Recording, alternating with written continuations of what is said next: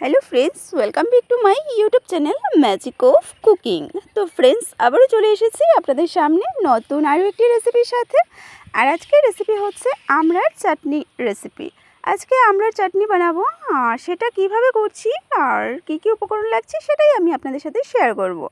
আর আমড়ার চাটনি করতে তো যে উপকরণগুলো লাগছে সেটা আমাদের সবারই জানা আছে। তো চলুন আমরা এবারে দেখে নেব। তো সবার প্রথমে দেখুন এখানে আমি আমড়াগুলোকে নিয়ে নিয়েছি ভালো করে ধুয়ে। আর আমড়াগুলো কিন্তু আমি কেটে চাটনিটা করব না, আপনারা চাইলে আমড়াগুলোকে লম্বা লম্বা করে কেটেও চাটনিটা করতে পারবেন, তবে আমি গোটা গোটা রেখেই চাটনিটা বানাবো। তো চলুন আমরা এবারে আমড়ার এই চাটনির রেসিপিটা দেখে নেব। তার আগে সবার কাছে একটাই অনুরোধ, ভিডিওটি শেষ পর্যন্ত দেখার অনুরোধ। তো ভিডিওটি শেষ পর্যন্ত দেখবেন। তো আমড়ার এই রেসিপিটা করার জন্য দেখুন এখানে আমি নিয়েছি একটা শুকনো লঙ্কা আর নিয়েছি 5 ফোড়ন। তো এখানে সামান্যই উপকরণ লাগছে। তো এবার আমরা চাটনিটা বানাবো। একটা কড়াই বসিয়ে সবার প্রথমে কড়াইতে দিয়ে দিচ্ছি জল। একটা আমড়াগুলো সেদ্ধ হওয়ার পরিমাণ মতো জলটা দিয়ে দিলাম। এবারে আমড়াগুলোকে সেদ্ধ করে নেব। সামান্য নুন আর সামান্য হলুদের গুঁড়ো দিয়ে এবারে আমড়াগুলোকে সেদ্ধ হতে বসিয়ে দিচ্ছি। তো পরিমাণ মতো নুনটা দিয়ে দিয়েছি আর সামান্য হলুদের গুঁড়ো দিয়ে দিলাম। ঢাকনা দিয়ে ঢেকে রাখবো।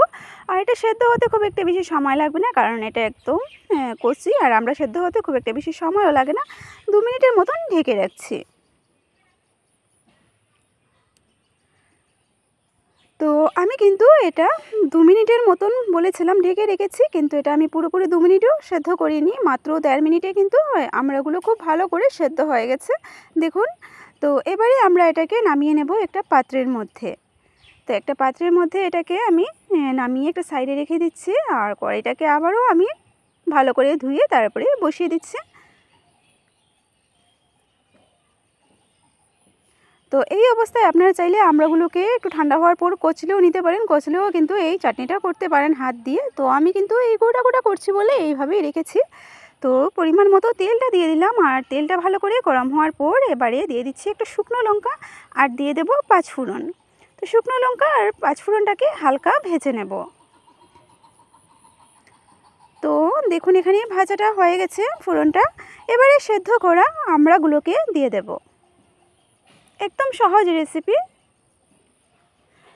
তো খাবারের শেষ পাতে কিন্তু আমাদের একটি চাটনি হলে বেশ জমে যায়। তো সেই রকমভাবে আজকে এই চাটনিটা করলাম, আমড়া চাটনি। তো সাথে থাকুন আর দেখতে থাকুন, আশা করি ভালো লাগবে। তো দেখুন এখানে আমি চাটনিটা দিয়ে দিয়েছি। এবারে পরিমাণ মতো এখানে চিনিটা অ্যাড করে দিচ্ছি।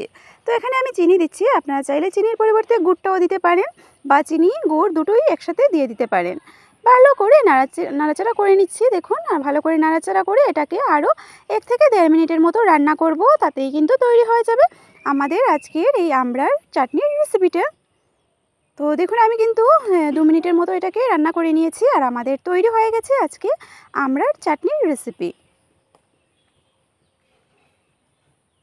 তো এবারে কিন্তু আমরা গ্যাসটাকে অফ করে দেব। আর গ্যাসটাকে অফ করে একটা পাত্রের মধ্যে নিয়ে নেব। যারা প্রথমবারের মতো দেখছো তারা ভালো লাগলে ভিডিওটি লাইক শেয়ার সাবস্ক্রাইব করে পাশে থাকবেন, আর কমেন্টের মাধ্যমে জানাবেন অবশ্যই যে কেমন হয়েছে আমার আজকের এই রেসিপিটা। তো এবারে আমি একটা বাটির মধ্যে নিয়ে নিচ্ছি। কতটা সিম্পল এই আমড়ার চাটনি বানানো। তো আমার আজকের এই আমড়ার চাটনির রেসিপিটা যদি আপনাদের ভালো লেগে থাকে তাহলে লাইক করবেন, শেয়ার করবেন, সাবস্ক্রাইব করে পাশের বেল আইকনটিতে ক্লিক করে দেবেন, যাতে আমার চ্যানেলে আপলোড করা ভিডিওগুলো সবার আগে আপনাদের কাছে পৌঁছে যেতে পারে। আবারও চলে আসবো আপনাদের সামনে এইরকম নতুন নতুন রেসিপির সাথে। সবাই ভালো থাকবেন, সুস্থ থাকবেন। Tata, bye bye.